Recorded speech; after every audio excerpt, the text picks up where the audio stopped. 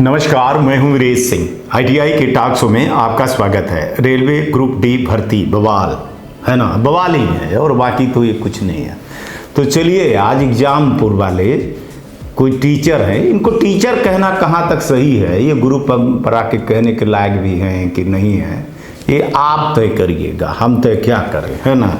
लेकिन चैनल को सब्सक्राइब जरूर करिए और शेयर करिए, क्योंकि हमारा काम है आपको अवेयरनेस करना और आपकी आवाज़ को सरकार तक पहुंचाने का काम करना है। आप ये पहले देख लीजिए, किसी लड़के ने ही ये तो कटिंग भेजी है, फिर इसके बाद सवाल करते हैं। आरआरबी ग्रुप डी लेवल 1 जो वैकेंसी जिसके कल 23 जनवरी से फॉर्म भरे जाने, उसके विषय में कल 21 तारीख को एक अफवाह उड़ाई गई थी कि यार ये तो सभी वेबसाइट से इसका नोटिफिकेशन हटा लिया गया है, ये है वो है, कोर्ट केस है।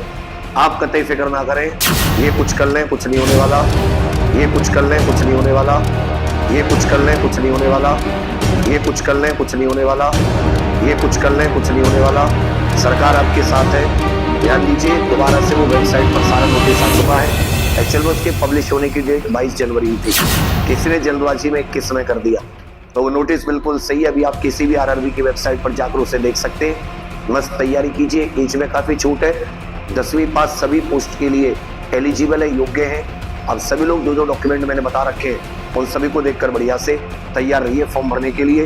बिल्कुल सही फॉर्म भरेंगे। फॉर्म भरने के एक स्टेप के बारे में आपको गाइड करूंगा, तो परेशान ना हो, ठीक है। वीडियो देखने के बाद में फॉर्म भरना। बाकी आप सभी के लिए बहुत सारी शुभकामनाएं। जय हिंद। बच्चा लोग, कोई भी डाउट में मत रहो। आरआरबी ग्रुप डी में 10th लेवल से सारी पोस्टें, 14-15 प्रकार की पोस्टें, अभी 32,000 है, लेकिन ये बढ़ के 60,000 जरूर होंगी, इस बात को आप ध्यान दें। तो सभी 10th वाले फॉर्म भरें बिना किसी टेंशन के। आपके घर में कोई ओवर एज है, चाचा ताऊ मामा फूफा चाची भाभी बहन बुआ, कोई फर्क नहीं पड़ता, सब फॉर्म भरें। 10th के लिए सारी वैकेंसी है, हर एक वैकेंसी, चाहे वो इंजीनियरिंग हो, मैकेनिकल, इलेक्ट्रिकल, किसी डिपार्टमेंट में हो, मस्त तरीके से फॉर्म भरना।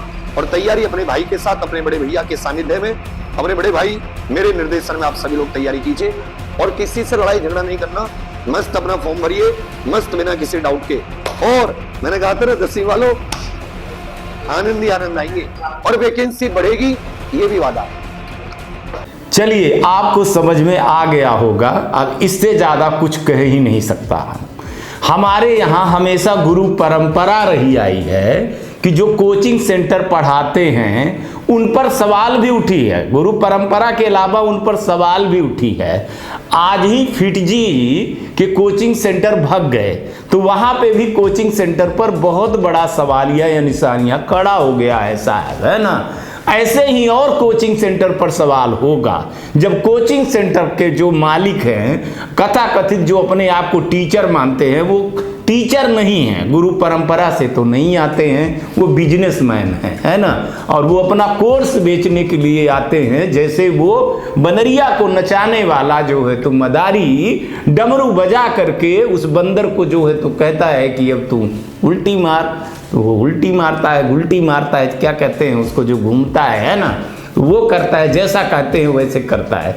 तो ये कोचिंग सेंटर वाले भी एक अच्छी खासी लंबी मोटी रकम भी लेते हैं और माँ बाप के सपनों को जो है तो वैसे दिखाते हैं कि आपके बच्चे को, आपके बचवा को जो है तो हम बहुत आगे कर देंगे, उस नाम पर पैसा उगाते हैं। फिर क्या होता है क्या नहीं होता है, इस कोचिंग के जंजाल में फंस करके फिर बाद में पता चलता है कि लड़के को कि हम तो कहाँ फंस गए थे और हमारे साथ क्या धोखा हुआ है। खैर, ये अलग बात है साहब। अब रेलवे पर ही आ जाएं कि रेलवे पर देखिए तरह तरह की न्यूज़ें आने लगी हैं, तरह तरह की एसोसिएशन आ गए हैं। कई कोचिंग सेंटर वाले जो अलग अलग थे वो फिर एक हो गए हैं। कई वहाँ ट्यूटर पे चल रहा है कि 30 लाख ट्यूट हो गए हैं, कहीं कहीं पे कुछ चीज़ें हो रही हैं। लेकिन सवाल इसमें ये है कि लड़के की अभी भी मांग जस की तस पड़ी हुई है। और इसमें मैं अभी भी मैं कह रहा हूँ कि आईटीआई के जो लड़के हैं, खासतौर से हमारे जो शो देखते हैं,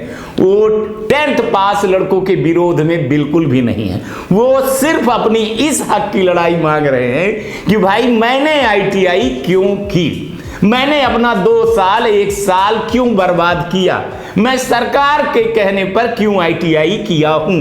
क्यों स्किल इंडिया पे मोदी जी कहते हैं कि आत्मनिर्भर भारत बनाना है, हमको स्किल भारत बनाना है, आगे भारत को बढ़ाना है, तो इन सब चीजों के लिए ITI तो करना होगा। ITI करने वाले लड़कों का पहला सपना, जैसा मैं कहते आया हूं कि रेलवे की नौकरी रहती है साहब। अब इस सपने को तोड़ा जा रहा है तो सवाल फिर उठता है। जायज है, ये लड़के जो कह रहे हैं वो जायज। हाँ, मेरे चैनल पर 30-32 हजार सब्सक्राइबर हो सकते हैं साहब, 2-2.5 हजार लड़के देख सकते हैं, तो आप इसको छोटा मत समझिएगा। बच्चे तो बच्चे हैं ना, तो आप अगर सोचोगे कि हम अपने कर्तव्य से पीछे हो जाएंगे तो नहीं हो जाएंगे। और इन जैसे कोचिंग सेंटरों को देख लीजिए, ये कहाँ से गुरु लगते हैं हमको, बताइए। इतना अहंकार। अब कहते हैं कि एसके झा जो पहले ITI के सपोर्टर थे, फिर बाद में ITI के विरोध में आए, 10th के आए, फिर कोई लोग आज हमको बता रहे थे कि अब उनका ITI वाला मटेरियल नहीं बिक रहा है, कोर्स नहीं बिक रहा है। लड़के जो है तो आपने शो पे दिखा दिया, एक दिन चैनल पे दिखा दिया एसके झा के, तो लड़के विरोध करने लगे, तो वो फिर से सपोर्ट पे आ गए। भगवान मालिक है, मैं तो यूट्यूब पे उनका किसी का मैं देखता नहीं हूँ, मेरे पास टाइम है नहीं, पर कहते हैं कि वो भी अब सपोर्ट पे आ गए। अब वो सपोर्ट पर क्यों आ गए हैं? कि उनकी भी गद्दी हिलने लगी है। लगा है कि ITI वाले लड़कों को खूब बेवकूफ बनाया है और अब बेवकूफ नहीं बना सकते हैं। और यही मैं करने आया हूं कि आप बेवकूफ मत बनिए, आप जो है तो सावधान हो जाइए।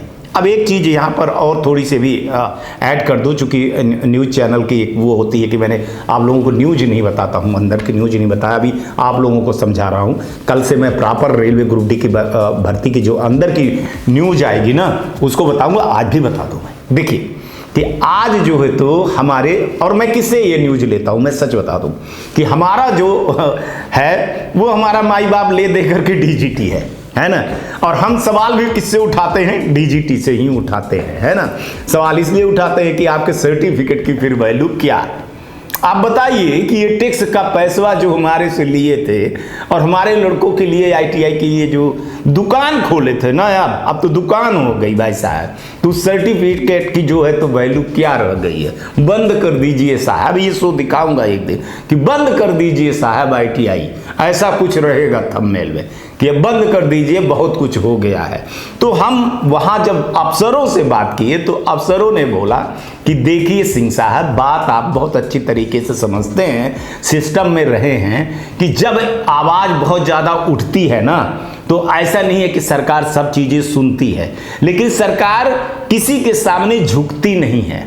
अब यहाँ स्टूडेंट का होता तो झुक जाती। सवाल यहाँ क्या हो गया है कि यहाँ बहुत सारे कथाकथित कोचिंग सेंटर वाले इन्वॉल्व हो गए हैं।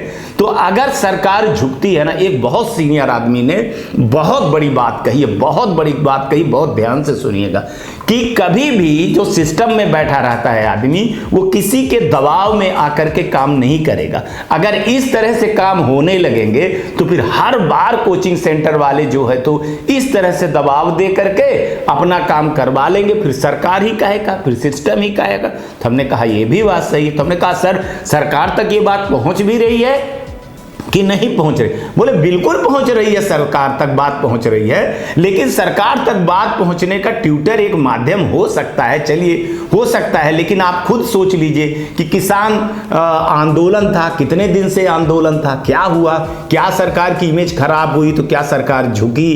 क्या सरकार चुनाव में हारी? क्या नहीं हारी? लेकिन उसके बदले में मोदी जी ने क्या क्या कर दिया है आप बताइए, जो किसान सोच नहीं रहे थे। किसानों को पैसा मिलने लगा, बहुत सारी चीजें हुई।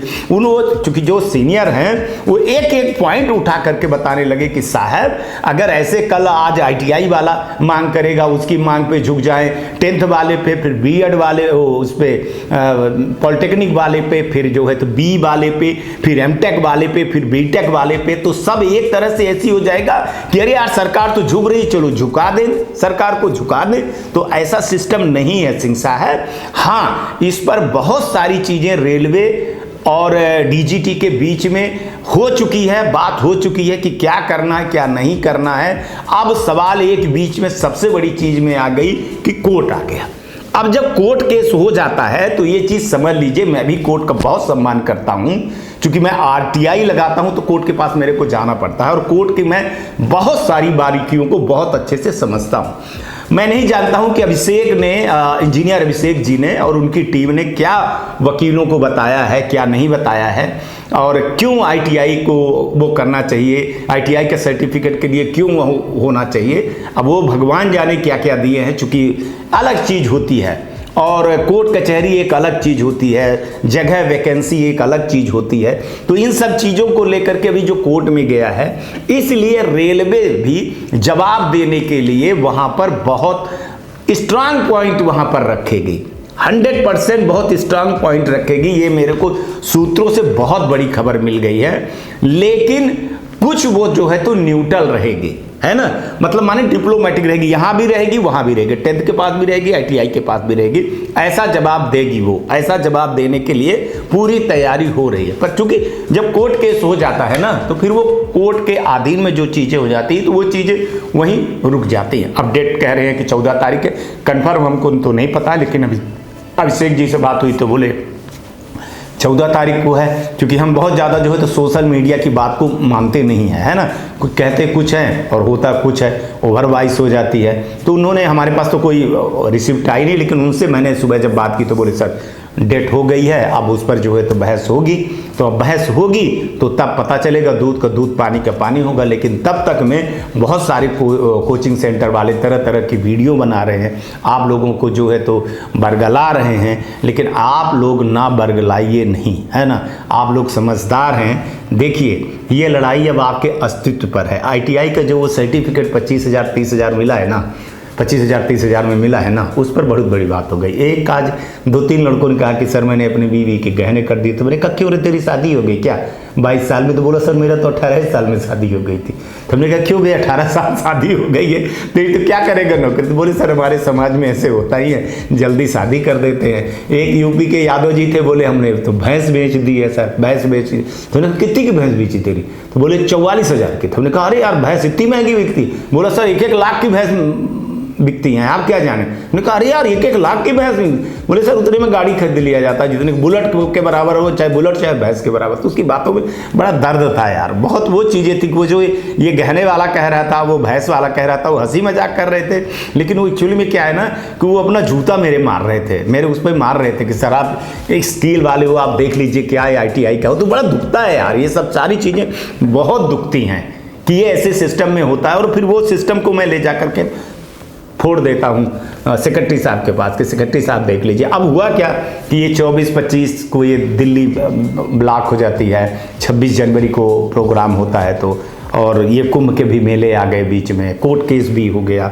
लेकिन हम आपकी बात को बहुत जोर तोड़ से, मैं तो भाई इतना बड़ा वो नहीं हूँ, क्या कहते हैं जो आपके यूट्यूबर हैं बाकी, है ना, छोटा सा यूट्यूबर, छोटा सा चैनल वाला हूँ, यूट्यूबर नहीं चैनल वाला हूँ। लेकिन अपनी बात मैं बहुत सोच समझ करके और बहुत सबूत के साथ में, जो आप लोगों ने कमेंट किया था ना कल, उस सारी चीज़ों को लेकर के मैं डीजीटी तक लेकर के जाता हूँ। उस सवाल में डीजीटी से पूछता हूँ कि फिर आपकी आईटीआई क्यों खोला है आपने, फिर बंद करिए आईटीआई, है ना, आईटीआई का सपना ना दिखाइए, फिर 10th पास में ही कर दीजिए और 10th पास में सारी नौकरी कर दीजिए। आप जो स्किल होगा वो करेगा, फिर ये सपने मत दिखाइए। जो आप सपने दिखा करके सपने को मारे हैं ना, उस पर मैं सवाल करता हूँ। आज तक ले इतना ही। और इन कोचिंग सेंटर वालों को आप पहचानिएगा, ये काम आपके ऊपर मैं छोड़ने जाता हूँ। कल आऊँगा ना, कुछ अपडेट बताऊँगा। तब तक आप लोग अपना ध्यान रखिए, चैनल को सब्सक्राइब जरूर करिएगा, शेयर जरूर करिएगा, थोड़ा सी ताकत दीजिएगा आप लोग, है ना। ताकत का मतलब होता है कि यही बड़े भाई होने के नाते हमारी कोई जिम्मेदारी है, वो जिम्मेदारी निभा रहा हूँ। आज तक के लिए इतना ही। कल आएंगे तो फिर किसी नए मुद्दे पर बात करेंगे। तब तक आप लोग अपना ध्यान रखिए, आसपास सफाई रखिए और बड़े बुजुर्गों का सम्मान जरूर करिएगा। 3 पौधे जरूर लगाइए, गाड़ी धीरे चलाइए, हेलमेट पहने, सीट बेल्ट लगाइए, फिर जैसा मन करे ना वैसा करिए, मगर खुश रहिए। नमस्कार, जय हिंद, जय भारत।